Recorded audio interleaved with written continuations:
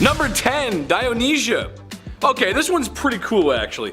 The best way I could describe it is like it's a very old film festival, or how my friends and I treated the MCU movies. A bunch of my friends lived together and it was kind of like the House of Nerds. We were pretty cool, I swear. We all couldn't wait to get out and see the movies with who it seemed like every other person on Earth was also going to see the movies. The Avengers, they were pretty cool. That's what Dionysia in a nutshell is. Just less Captain America and no spandex. People would flock Athens to come watch plays in their huge amphitheaters. And oh, of course, just like all parties on this list here, there's gonna be lots of food and drink and wine. Can't have a showing without wine. Can't have that. Number 9. Kotobos. Well, in case you're wondering, yes, I have been to a few parties in my life. High school and college were times of great nights and even worse hangovers. Well, what can I say? I just enjoyed my time with friends and even strangers sometimes. And of course, I may or may not have had a few beer. That depends on if my mom's watching this video or not. I'm sorry, Mom. I also may have partaken in a few drinking games like Flip Cup, King's Cup, and my favorite, beer pong. You're looking at the basement champion here, folks, the number 1. You're looking at, I'm number 1, brother! Well, surprisingly enough, even in ancient times, the Greeks enjoyed drinking games. You wouldn't think. A game called Kotobos. The objective of the game was to swirl your cup around and throw it at targets.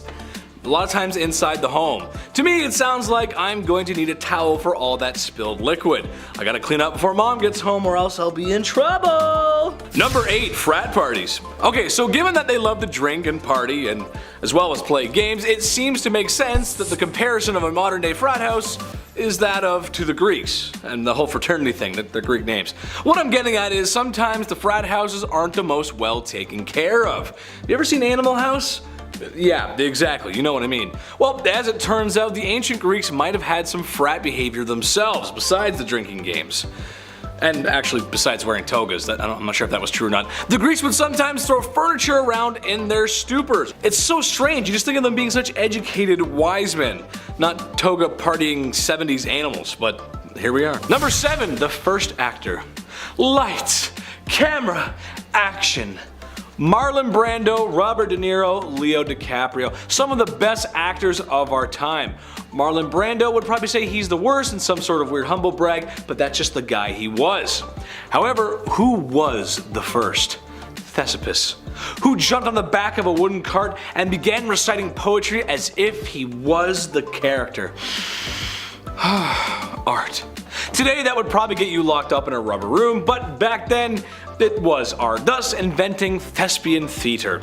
You gotta appreciate waking up one morning and just inventing a new art medium. Yes, I love to be in the back of carts. Number 6, the Colossus of Rhodes. Another one of the 7 wonders of the ancient world is the Colossus of Rhodes, erected by Charles of Lindos in 280 BC. It was constructed to celebrate the successful defense of Rhodes City against an attack by Demetrius Poliorcetes. That's the best you're gonna get, folks.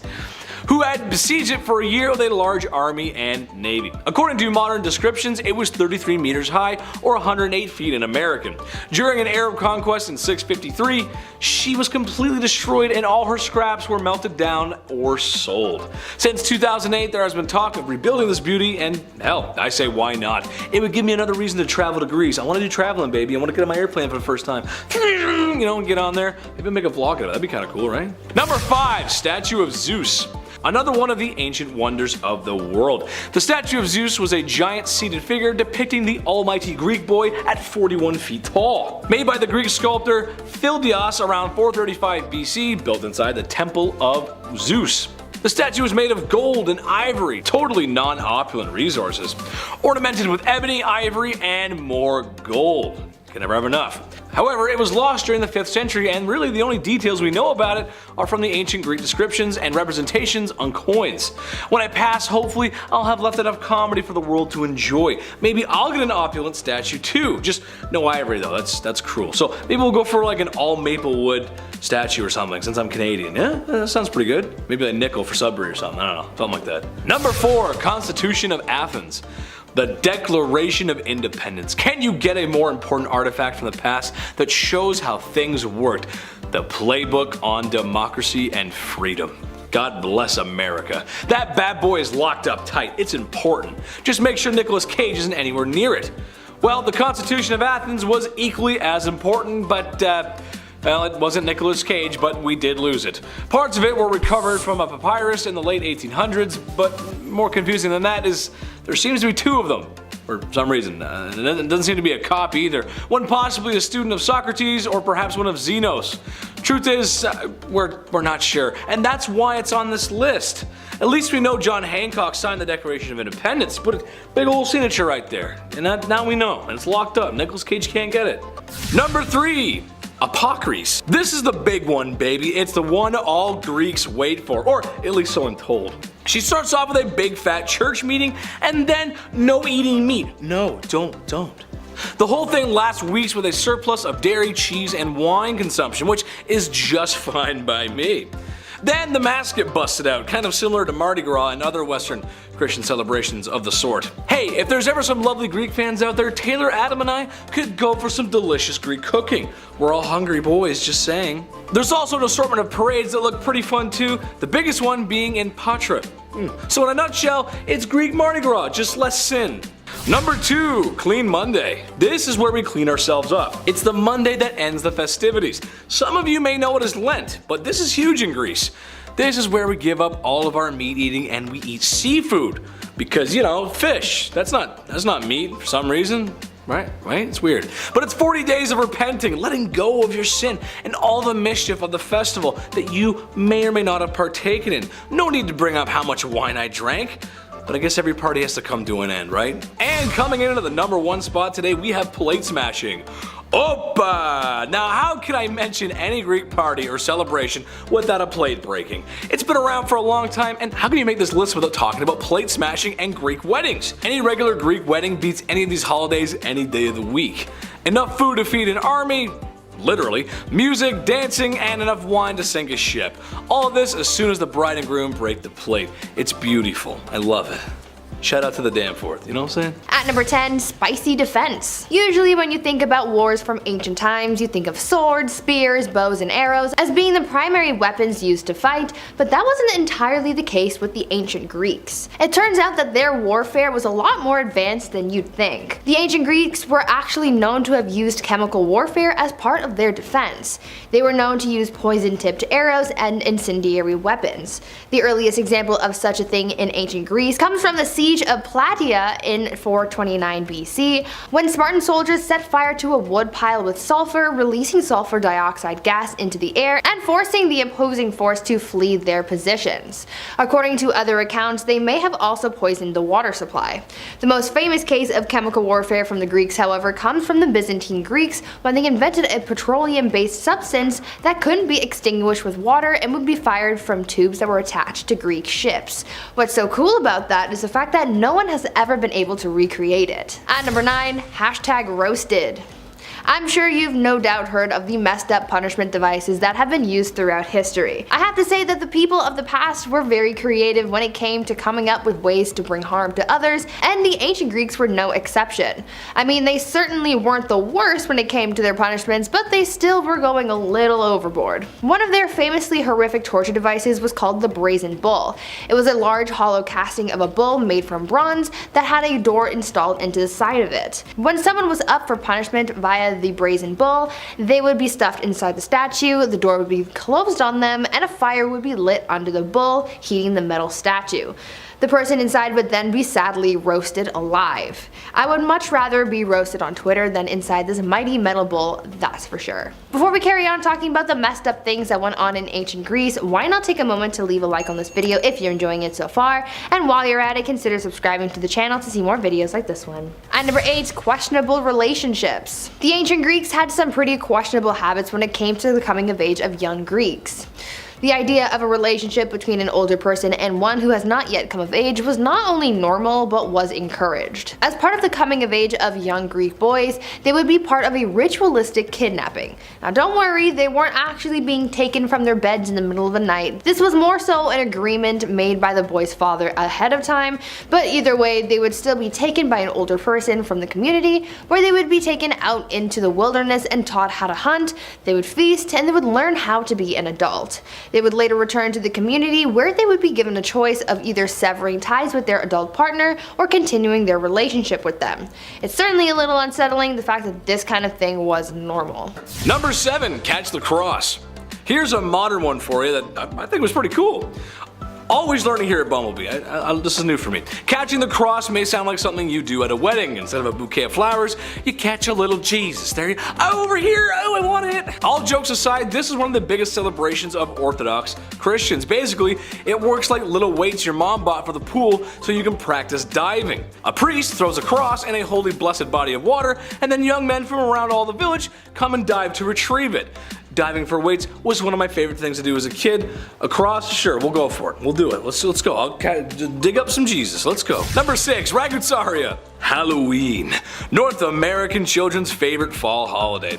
When I went to college, I made friends with a lot of international students, and for a lot of them, it was going to be their first Halloween that coming fall. It was a pretty cool experience to have their first with me. It was pretty cool. Who doesn't love Halloween? Personally, I prefer the costumes that were funny over scary, right?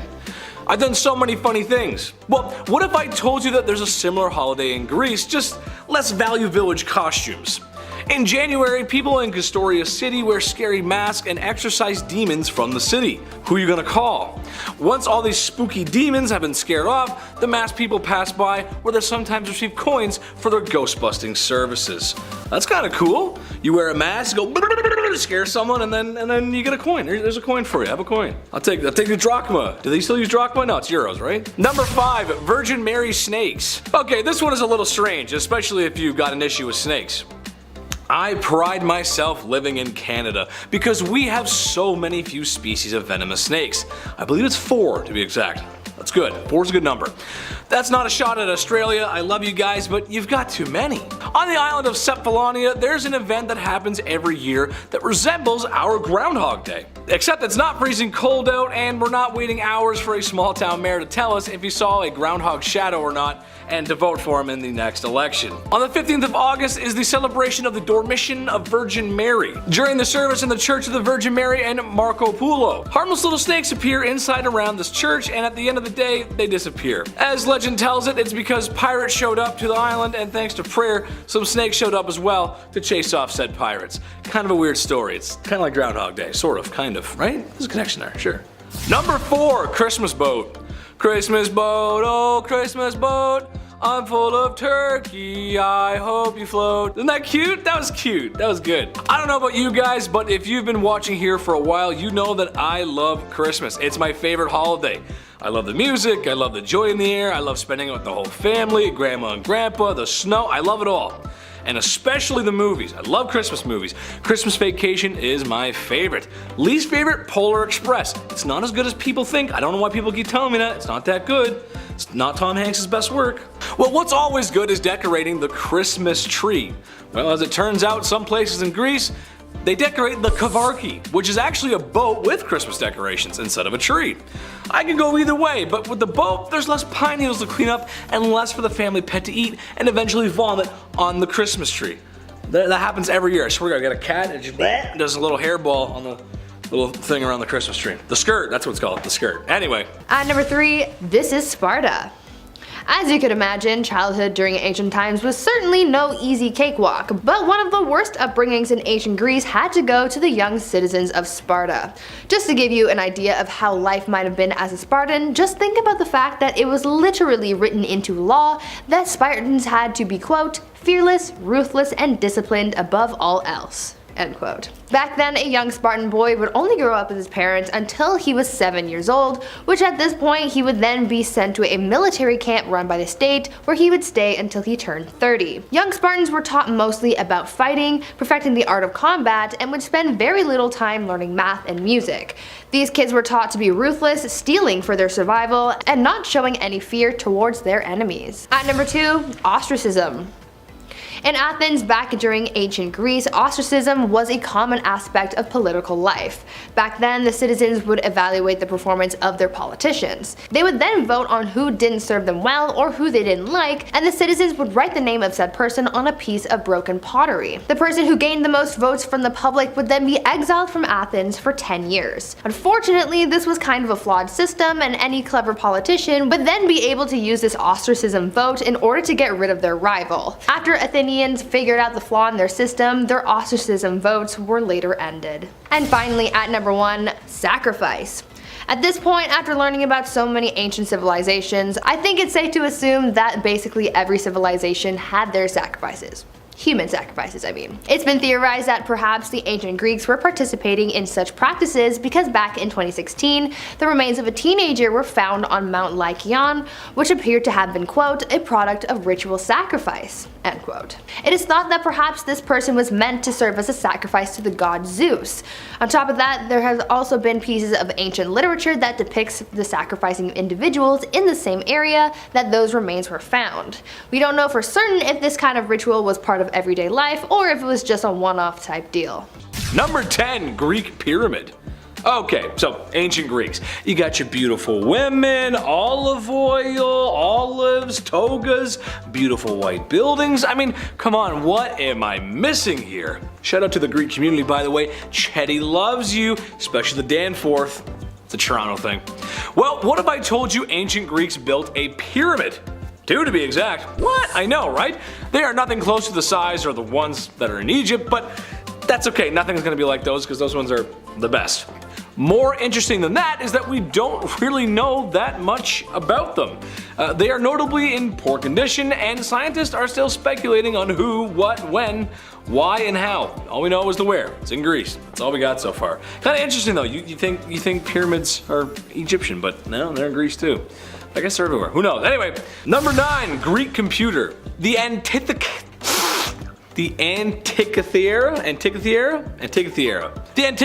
mechanism. Ooh, I said that right, I hope. This sounds like something straight out of Call of Duty Zombies, but alright, I'll bite, I said to myself when looking at this strange contraption. In a nutshell, it's described as the oldest example of an analog computer, which is a fancy way of saying a basic or manual powered computer that calculates simple solutions and or outcomes.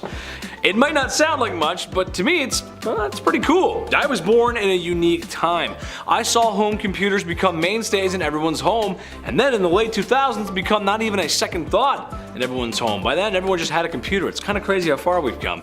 Sure, this machine was simple, but it makes us wonder what else may have been lost to time, and it's speculated that it was used for calculating constellations, dates, and stuff like that.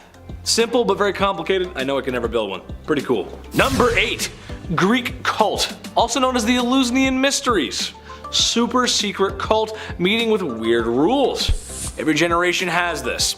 The Greeks had this, the founding fathers had the Freemasons, and we have anime. Anime North, right? No, I'm just kidding. I love you guys. I'm just joking around. Trust me, there's some crazy clubs out there, man. This cult was so mysterious that, well, the word mysterious kind of comes from that. It was all about Demeter and her daughter Persephone, and to join, you can't have unalived anybody. That was like the main rule. You can't have a rap sheet, bro. No rap sheet. Which, to be fair, is a good prerequisite. I wouldn't want anyone in my club to have that either. That's about where the info well dries up. We don't know that much about them. Kind of reminds me of the Assassin's Creed Templar stuff though. Just saying, it's kind of weird, kind of similar. At number 7, backwards logic. It was tough being a woman in ancient Greece. I mean, it's been tough being a woman at any time throughout history, and we're still fighting for our place in society on many fronts, but back in the times of ancient Greece, they had it really bad. Part of Greek society included the notion that women were objects, and as a result, the Greeks saw adultery as a worse crime than non-consensual relations. Now you're probably scratching your head thinking, why? And my dear viewer, I will tell you why they had this sort of backwards logic. You see, since women were considered to be objects and property, any kind of misconduct or mistreatment to a woman, especially one's spouse, this was considered to be almost like theft of this object, and so if found guilty, the person responsible for this injustice would be tried for adultery, not the real crime at hand, being the mistreatment of a woman. The punishment for an adulterer was quite severe, as when caught, they could risk being killed on the spot, and in the event subject of whatever affair, that would be grounds for an immediate divorce. At number 6, deformed males. Further on the topic of the presence of women in ancient Greek society, let's talk about how women were seen in their communities. Now, even though Aristotle was considered to be one of the greatest philosophers in history, his ideas were also quite flawed. During his life, he believed that women were deformed males who were created when, quote, something went wrong in their mother's wombs. Unquote. They considered women to be so terrible that the philosopher Plato also warned men against being reincarnated as a woman in the next life, saying that this could be avoided if they had lots of success during their current lifetime. Because of this view on women, baby girls were often abandoned. Girls' education focused primarily on how to have and raise a family, and when girls were married off, they were considered to be property, like I mentioned in the previous number. At number 5, democracy? Though the Greeks are often credited with the creation of democracy, much like anything else in this world, it has a dark history, one of injustice and bloodshed. Back in the days of ancient Greece and in the relatively early days of democracy, this political practice could sometimes be used for nefarious purposes.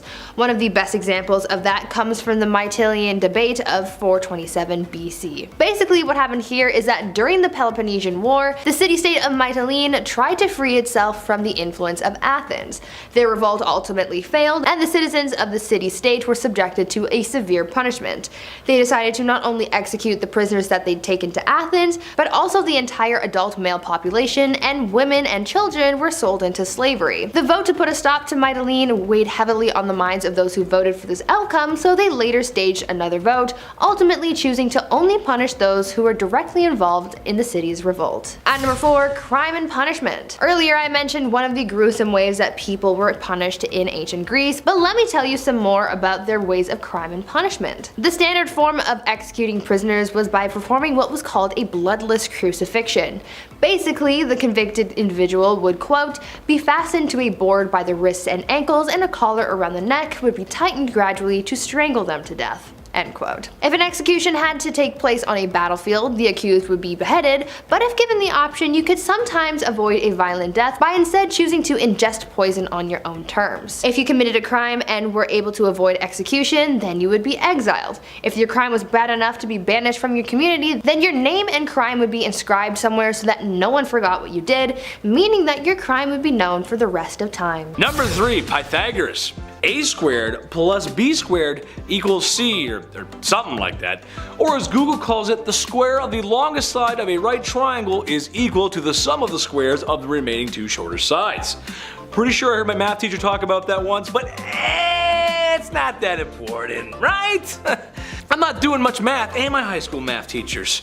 I digress. Shouldn't be mean, because she was actually one of the best teachers I ever had. The subject sucked, but she was great. Shout out to Miss Savage, you're the best. It seems the life and work of Pythagoras are somewhat of a mystery, to the point where, well, it's like third-hand information, and that's never good. A lot of him is told through that of Romans, which is then told through Germanic tales of him, so really, we're just not 100% sure. But his math survived, so maybe there is some truth to it. Who knows? He made it to my math class, so. Number 2, Homer. Known as an overweight American family dad who resides in an unknown state at 742 Evergreen Terrace. Just kidding, we're talking about the smart Homer, who arguably wrote two of the best literatures ever, the Iliad and the Odyssey. Some historians believe that Homer may not have actually existed though, and just like his yellow counterpart. There are some that think perhaps Homer was just a writer's name and it was actually a teamwork of actual writers who composed the work. It doesn't change the work, but well, we'll probably just never know. Number 1, Lost Island. Greeks seem to have a knack for losing islands in the ocean. Atlantis, and now this. Today, in what is just off the coast of the Dilkali Peninsula, was the island of Argonusa and the city of Cain. Philosopher Xenophon talks of the city and its battles. However, if you look there now, you would not find very much, as the island has sunk and the city is gone. It's kind of hard to live underwater, we're not fish. Now in its place is the peninsula. A team of archaeologists in 2015 declared this was the site of Cain after discovering evidence of an ancient harbor. Ottoman maps depict the island being sunk as early as the 1600s. Look at that, you learn something every day here. Look at that.